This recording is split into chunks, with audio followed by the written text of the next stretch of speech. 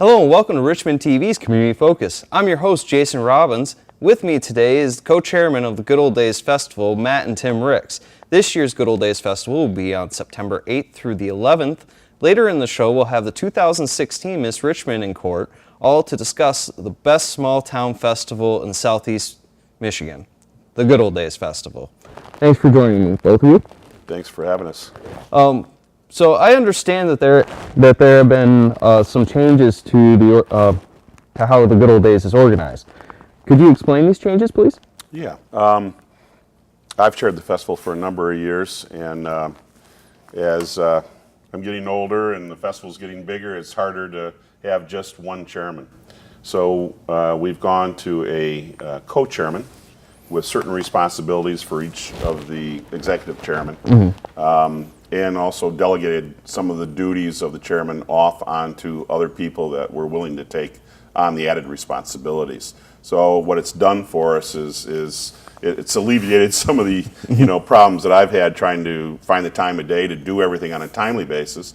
It also prepares hopefully Matthew in the future to take over the festival and probably take it another step there and diversifying more because it's getting bigger every year. Mm-hmm. So that's been a big change for all of us to get used to. Matt kind of runs the day-to-day operation and deals with chairmans of events, mm-hmm. where I'm doing more of the executive type things and the insurances and crossing T's, dotting the I's, and right. Bringing a few new things in if I can. But it's his job to run the day-to-day operation, which has been working out really well for me. Mm-hmm. I'm not sure how it's been working for him. And we also, since Matt's come in, he's much more savvy at the electronics and the media, mass media. So I think you can talk a little bit about that too. Yeah, we created a Facebook page years ago, and it wasn't getting a whole lot of commitment from anybody. So between myself and our secretary, we've paid more attention. That way we're able to get back to people a lot quicker mm-hmm. response time, because a lot of people use social media like Facebook. Right. Instead of just going to our website, they'll go right to Facebook and look up what they want. So it's nice to have somebody that's dedicated to that. And that certainly has been helpful throughout just this year. Our website actually went down, and people were contacting us right through Facebook, which right. Got them a quicker answer, and if there was a problem, we were able to address it with one of our chairmen right away. So okay. Very nice. Very good. Now, every year, this is a huge event for the city of Richmond. What classic events are going to be returning? As usual, we'll have our demo derbies, our figure eights, the bump and run races. All of that will be the same as all previous years. It's been going on for a long time. We have a wonderful guy, Jack Fissler Jr. He's been running that event for the last couple of years and really has picked up a lot of cars around because he runs many other races. Mm-hmm. So gotten a very good following with that, and then we have our classic car parade, our car cruise, just a lot of the good events that have been around forever that have always drawn the people in. Ping pong ball drop. Yeah, children's parade. Been a long time. The horseshoe tournament, the fireworks. Mm-hmm. Those are all things from the very beginning. 53 years ago, or 53 festivals ago, 52 years ago. Mm-hmm. And I'm sure we've probably missed a couple, but a lot of what we've done over the years is maintain what we have and try to make it better. Right. I don't know how many more events you could add into Richmond Good Old Days. Mm-hmm. There's only so much room and so many people and so much time and whatnot. So we try to make what we have better, and every once in a while, I think Matt's got a couple of new things that are coming in this year. So, well, speaking of that, what are the new events that are going to be at the festival this year? Something that we're trying new this year is the vintage market. It is it's something that we're hoping with all these people doing the Armada flea markets and the American pickers, all that stuff. It's something that really has caught on. We have a local lady that's going to be running it. She has really got a good following in town here already. Mm-hmm. So we're hoping that's going to fill up Bailey Park. It's right across from our main barn there, our main office. Mm-hmm. And she's saying that she's got a lot of people already lined up. So she didn't get much warning, but she's working hard. She's doing a good job. So I'm hoping that's good. And then another thing we're adding into our beverage tent is a photo booth. Okay. Something kind of entertaining. It will Right. be in there various hours. We're going to have it listed on our website, but it will be, for families, and then it will go on into the later nights for some funner pictures might happen. Right. So it's a $5 fee. It's not bad. You get a couple of your buddies, they all chip in $1. You got a memory for a lifetime. So it's Right. a good thing. One of the most popular events is the outhouse races. Now, how can people get involved in those? Can I answer? Go ahead. We have a new chairman of that this year. It's Karen Savoy. She's taking it over. We always try to get some new people involved, new blood. Revive an event. She is trying some new stuff this year. She's going to have a couple of teams from Selfridge actually coming out, like a military, Army versus Navy or whatever she's got. Okay. And then, if you want to just come up and try to get a team together, like an hour beforehand, come find her. Everybody will have, official shirts on, so should be pretty easy to pick them out, probably a neon shirt or something in the crowd. It's always right at the corner of Monroe and Main Street, Okay. and then it goes for about a block. We usually go south a block and race back, so it'll be easy to find. And also children's. Oh, right? yeah, yes. There's a children category also for the race. Really now? I think they call it the little potties. Yeah, it's pretty neat. It's fun to watch. People get a kick out of that stuff. So. Okay. Now, what attractions are going to be along BB Street? Well, we have the vendors that we have each year, and they will be along there. And of course, we have our on-site police and EMS also on the corner of BB and Washington. And then the beer tent takes up pretty much the whole end of BB Street there. And but mostly what you're going to see is the different vendors that we have that will be there from Friday on throughout the weekend on BB. Oh, and all kinds of great stuff every year. Great food and great stuff to just go peruse. Yeah. So, now what acts will be performing in the beverage tent? Not just in the beverage tent, but what about at like the festival stage?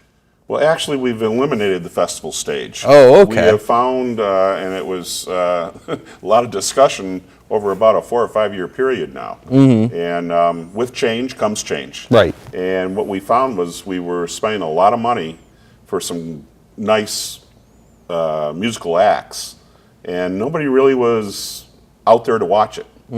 So we've determined that it really wasn't worth all the expense of renting the stage for the weekend and the acts themselves. Okay. So we've actually eliminated the outdoor acts and put a little more back into some of the other events that are free, like the petting zoo and things like that. But in the beer tent, we have Georgetown DJ. He comes in on Thursday. We have another DJ service that's been there for years. I can't think of the name. I have to look it up. Darren. D&J Productions. Yeah, D&J Productions. They've been there for years. People love them. They'll play whatever you want on Friday night. They really know how to grab a crowd. And then the town favorite, I believe, is the Gobies. They will be there Saturday night and throw quite a party on Saturday night. And then Sunday, immediately following the parade, we will have the Pipers will be in there. One of the all-time favorites for a lot of people is to come in there and see them do the mass, what they call a mass band, and they do Amazing Grace. And it's a tradition in our festival to remember those that have passed before us. Right. Tearjerker. And then we have a brass band from the parade that will play for a short period of time. And then we have the Adam Allen Band. And they were new last year, and there are so many people that enjoyed their music. It's kind of a family time after the parade, and still a good time, still a party time, but it's a lot of people that just want to be able to talk to each other. It doesn't have to be loud or anything, and it's more of a family atmosphere after the parade and throughout the evening. So the Adam Allen Band is fantastic, very, very talented, 2 musicians, and I believe there's a drummer. Yep. Yeah. very, very good sound that they have. So we're looking forward to having them back this year.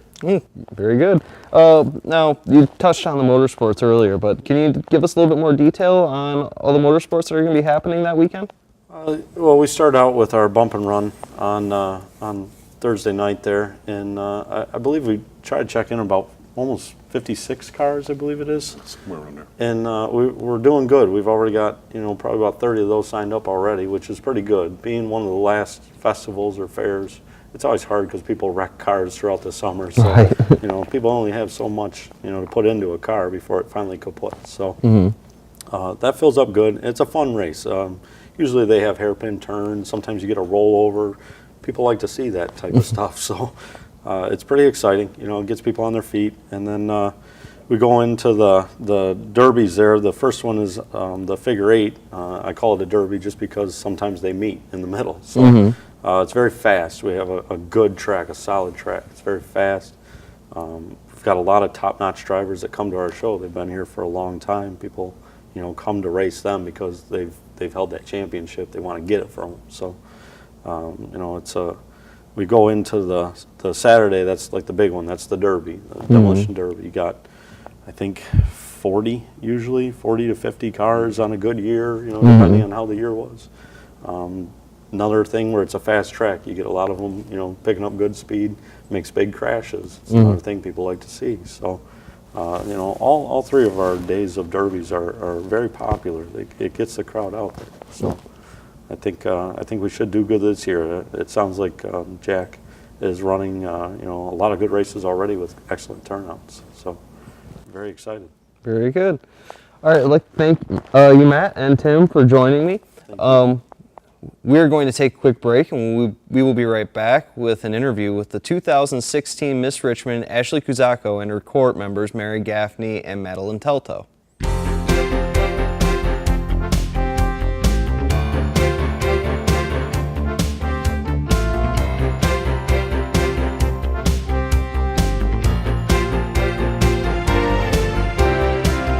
Hello and welcome back to Richmond TV's Community Focus. With me is a 2016 Miss Richmond, Ashley Kuzakto, and her court, Mary Gaffney and Madeline Teltow.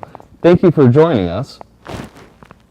Tell us a little bit about yourself and where you're going to school and what future plans you have. Well, in a week, I'm going to be attending Central Michigan University, and I'm going to be majoring in neuroscience, which I plan on taking into pediatric neurology. Oh, wow. That sounds very impressive. Mary? For me, I am going to be a senior this year at Richmond High School, and after my senior year, I plan on going to Oakland University to be a nurse. Cool. Madeline? Same as Ashley, I also just graduated from Richmond. I'm leaving in a week. I will be attending Saginaw Valley State University, and I'm going into nursing. I'm not sure what field or stuff like that, but nursing for sure. Okay. What events have you been to since becoming Miss Richmond in court? A bunch of parades. Really parades. For me, probably my favorite part about that is like getting to hang out with you guys, because before, being Miss Richmond and stuff like that, being part of Miss Richmond, I didn't know you guys that well, so we've gotten really close. It's nice. Okay, Madeline? I definitely agree with Mary because we never used to talk as much, but now I feel like we've gotten so close. It's like a little bond. Yeah. Very cool. What are you looking forward to the most coming up to the Good Old Days Festival? Definitely the big parade, because normally I dance in the big parade, so it'll be nice just to relax and sit on a float and have to be social. What about you, Mary? For me, probably the dunk tank. I know these guys aren't really looking forward to it, but I'm super excited to invite all my friends to try and dunk me in the tank. I'm mostly excited for probably the outhouse races. I've never actually watched them, but I've just heard it's a lot of fun, so I'm excited to do it with these two. Okay. Is there anything else any of you would like to add? We're just hoping to see everyone at Good Old Days, and we hope they all have fun. Thank you all for joining us. Thank you. Thank you. We will be right back to talk to Tim Ricks and Christine Rowley with more details on the 2016 Good Old Days Festival.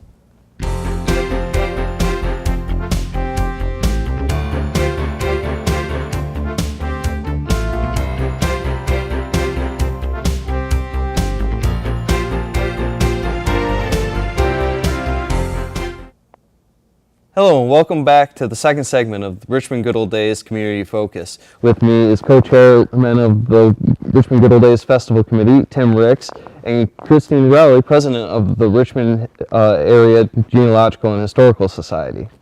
Thank you again for joining us. Thank you. So, let's start with the Historical Village. What events are planned for the Good Old Days Festival? Well, first of all, thank you, Jason, for inviting the Historical Society to come and talk about our events for the weekend, because, you know, we've always thought of ourselves as the real good old days, because we promote that all year long. But on the weekend of the Richmond Good Old Days Festival, we have many events going on all weekend.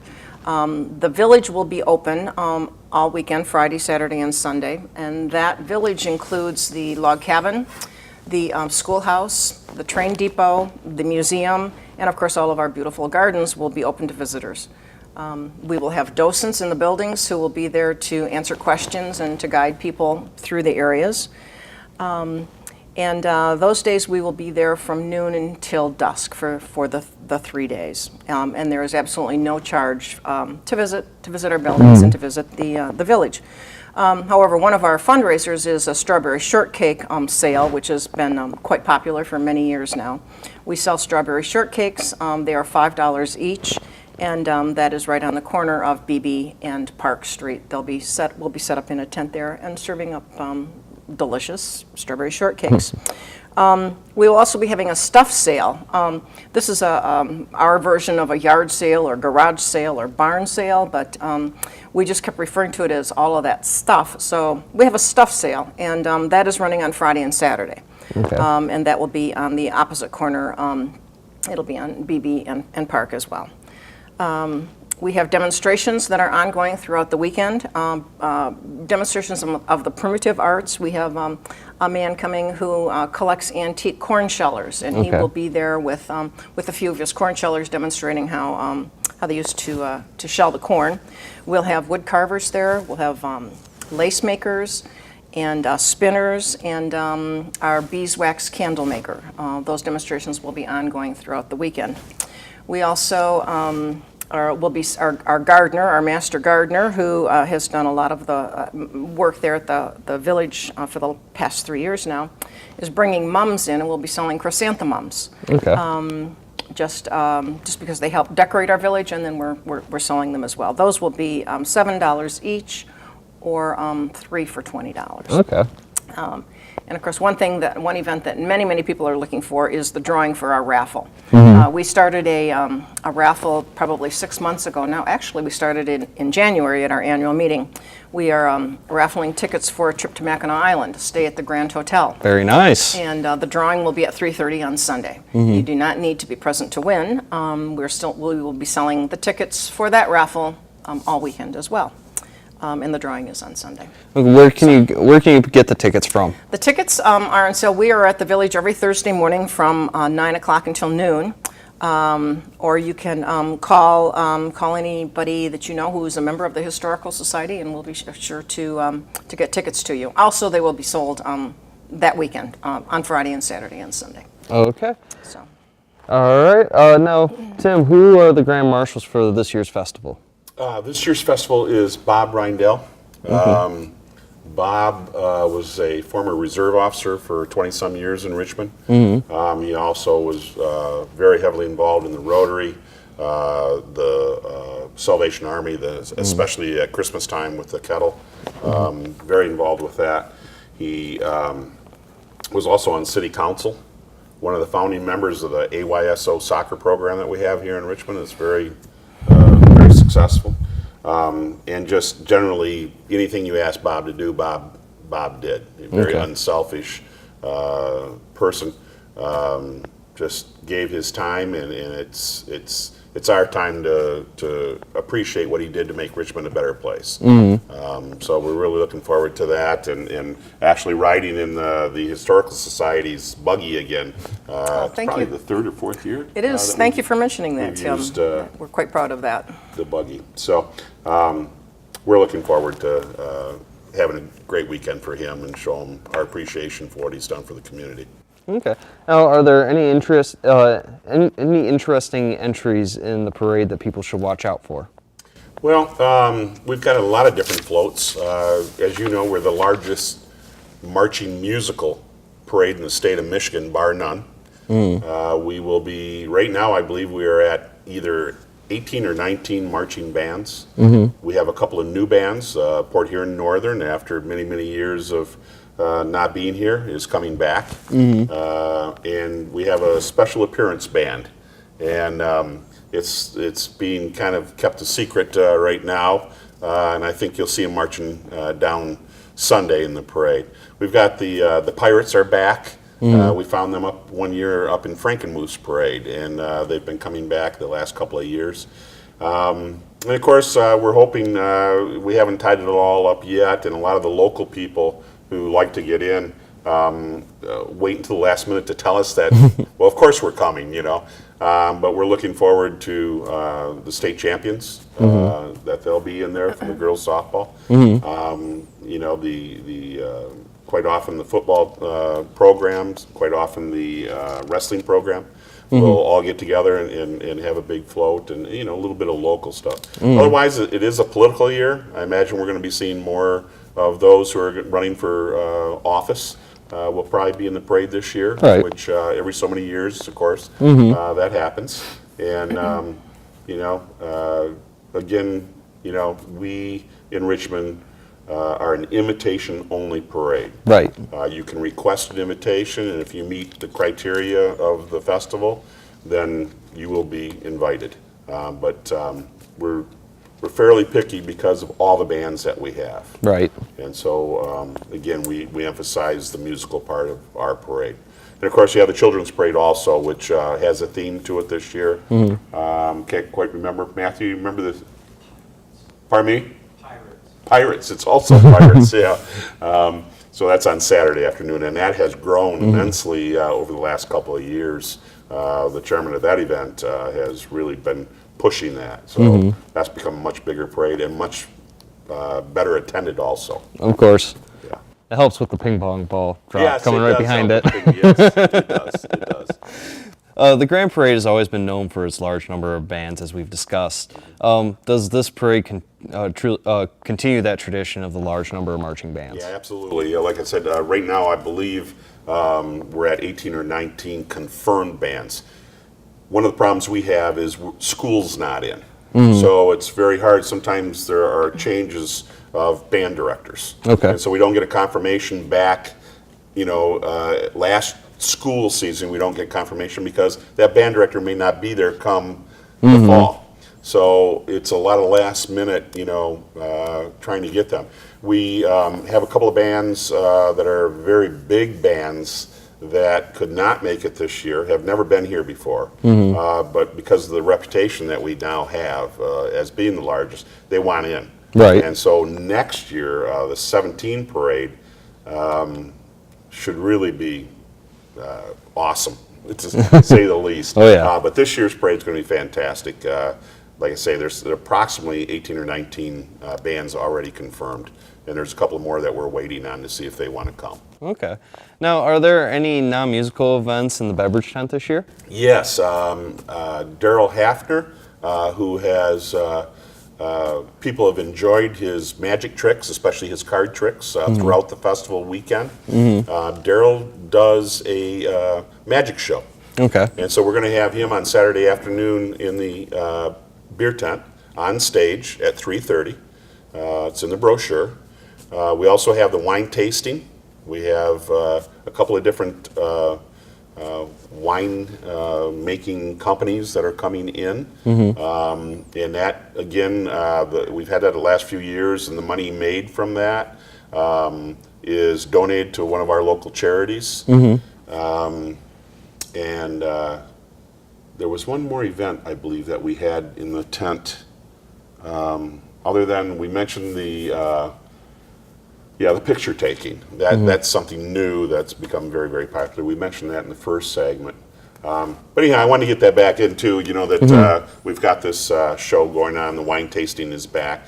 And, the cornhole tournament. Oh, yes. Yeah, that has been a favorite the last few years. So that is also back again, and the trophies are ordered, and we timed it because the guys that are throwing the horseshoes, if they get knocked out, they want to be able to come over and throw it with the portable. So we worked that out. So it's a little bit later, on Saturday afternoon. So that was another event that we've got going on in there. And again, Saturday, afternoon is a very family-friendly time.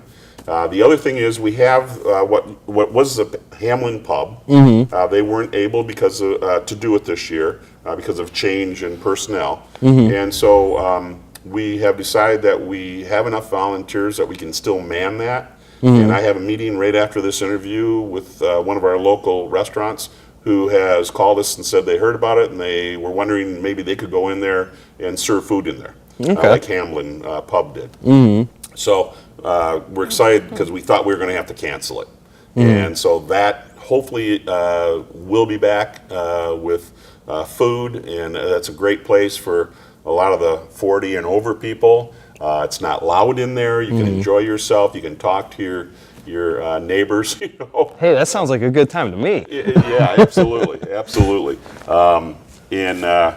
It'll be open at those times that the big beer tent is going pretty hot and heavy, so that there's still a place for people to come and socialize, and have a good time. And big TVs will be in there, and you can watch the sports on Saturday afternoon. The other thing I want to mention, too, is we have a home football game. The Blue Devils will be playing Friday night, as you well know, because you have to do that, too. Yep. So we're looking forward to, that being part of the whole festivities. And looking for a great season with the high school football, and we hope that's one of their better games that weekend. Oh, of course. And everybody comes over and sees us afterwards.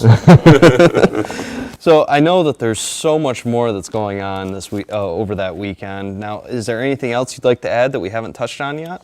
And you're right, there is so much going on, and I think we started the interview off with that. There are so many events going on. We can't get through all of them in the time that we can allot. But what I want to make absolutely sure is that the sponsors are thanked in your interview today. The volunteers, we have over 300 volunteers that we've identified. The organizations, there are like 32 organizations that are involved with the festival. We're just so happy that everybody keeps on coming back and new bloods come in. I think we have 3 or 4 brand new event chairmen. 4 brand new event chairmen this year. People retired and they had enough, and so it was time to go out and find new people, and people stood, right up and said, I want that event. And so there's been a lot of things going on there with those people too, and the time and the talent that has come in, and just for me, the whole social networking that's going on has been just uplifting, for the festival to see it get to this point now. So again, we're an open air festival. We're not a fair. We act like a fair in many, many ways by having some of the events that we do and all the free things once you get in our gate. But you don't pay to come into our gate. It's open. So if you want to go back up to the Demolition Derby, that's an area you have to pay. And of course, if you go in the beverage tent and want to have something to drink, you're going to have to pay for that. But otherwise, we have all those events. The Bees, vintage Richmond Bees vintage baseball will be playing on Saturday afternoon. I mean, there's so many things to come and watch, and it doesn't cost you a dime to come and see that. That's the difference between the festival atmosphere and the fair atmosphere. So we have a lot of fantastic fairs around our area. I don't think anybody can hold a stick to the Richmond Good Old Days Festival with everything that we provide. It's because of the volunteers, the organizations, and the sponsors that we have. Yep. All right. Thank you, Tim, and thank you, Christine, for joining us. For any other information on the Good Old Days Festival, you can visit their website, www.richmondgoodoldaysfestival.org, and you can also look them up on Facebook. Just search for them, and you'll be able to find them, like them, and you will get all the update information on them. You can view this or any other program on Richmond TV's YouTube channel, Richmond TV 12. You can also view our programming on Comcast Channel 12 on Sundays at 7 p.m., Tuesdays at 8 p.m., Fridays at 5 p.m. and 9 p.m., and Saturdays at 5 p.m. If you would like to post anything on that's going on in the community and you'd like to come onto the show, just give us a call at 586-727-7571, extension 203. Thank you for joining us. Have a nice day.